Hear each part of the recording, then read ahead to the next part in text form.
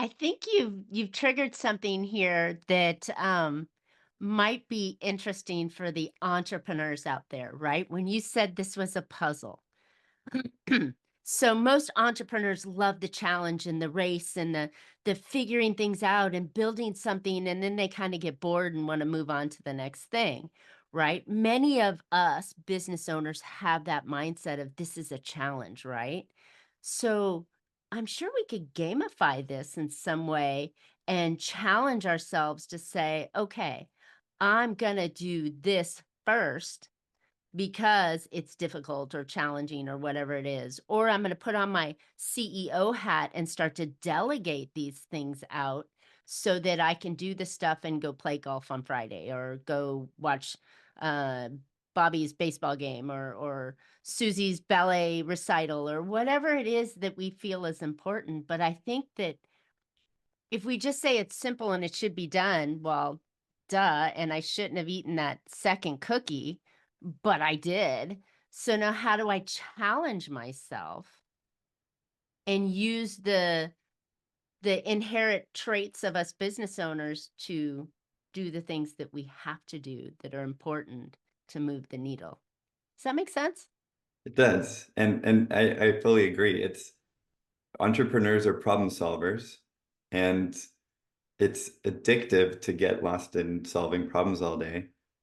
Part of the challenge of why this happens is we think every problem is worth solving. Mm, And it's not. Some problems, if you solve a problem in the way you market and acquire clients, that could be worth tens to hundreds of thousands of dollars. If yeah. you solve a problem in website load time that saves you zero point 0.5 seconds, that might add value or it might not. It depends on your business. But we get lost solving all these little problems.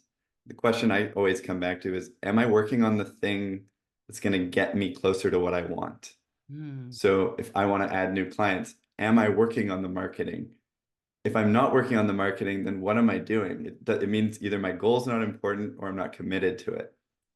And that's what happens with a lot of people is they have these goals, they have these visions of a better life, a better business, but then they spend a lot of their time avoiding working on them and thinking I need to get prepared, I need to do another course, I need another podcast, another book.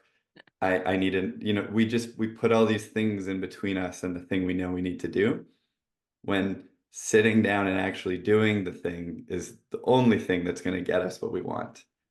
And that's often where having a coach or consultant, someone to hold your hand and hold you accountable to it, is what makes the biggest difference. Because I believe all of us know what needs to be done to get what we want. And if we actually do it, then the life we want becomes a lot easier.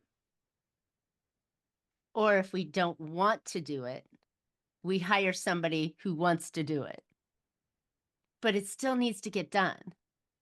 Yeah. Ooh, good stuff.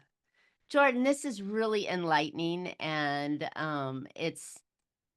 it's got me thinking, yes, there's a better way of catching a cat, mousetrap, whatever it is. There's a better way and it's simple. And I'm making it harder than I need to.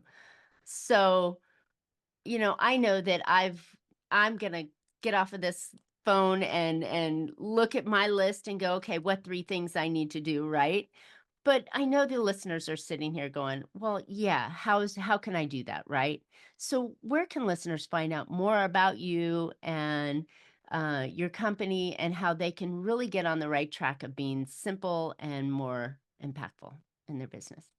The best place is LinkedIn. I post content on LinkedIn throughout the week. I've got links to free trainings and things to help you grow your profit and get your time back in your business, and links to my website and everything. But Jordan Tait on LinkedIn.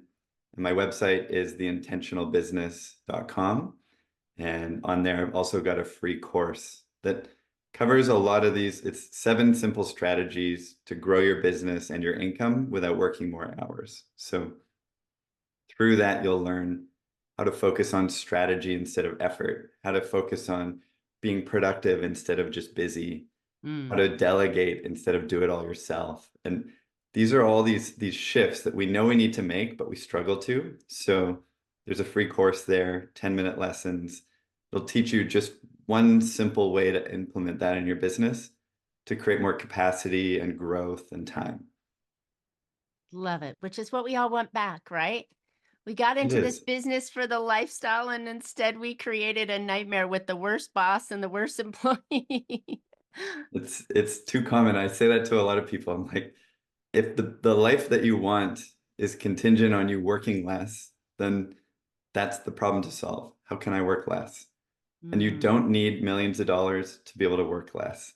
Most of my clients actually cut 10 hours a week while growing bigger, faster businesses because when you cut down the hours and you stop trying to do everything, forces you to be more strategic. It forces you to be more productive and intentional and forces you to get stuff done through other people, which is ultimately what makes business growth a lot easier.